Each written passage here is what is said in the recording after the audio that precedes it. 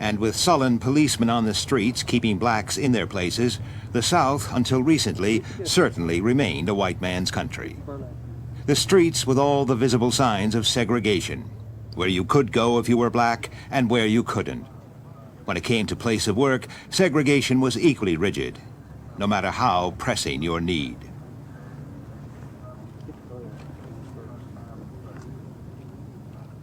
One of the more remarkable aspects of segregation was that blacks tolerated such treatment without exploding.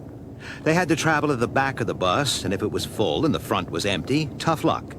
They lived in the poorer end of town, or rather, wherever they lived was the poorer end of town. Most cities had strict, if perhaps unofficial, zoning laws. Those who protested were not always just ignored. More often than not, a less certain fate awaited them. The braver ones were not content simply to hand out pamphlets. They were determined to convince whites of their entitlement to eat with them, mix with them, talk with them. Segregated restaurants became a particular focus for action by young blacks. You merely come in and sit down beside him, as any human being would do. You cause no violence. You have no angry words.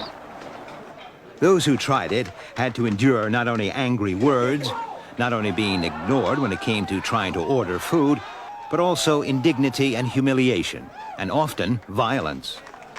They were in a minority in the restaurant, and the mood of the majority at times could be ugly.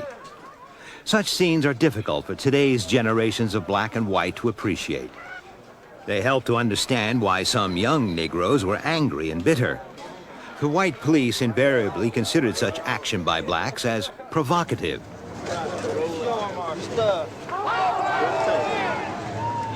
Whites, too, protested.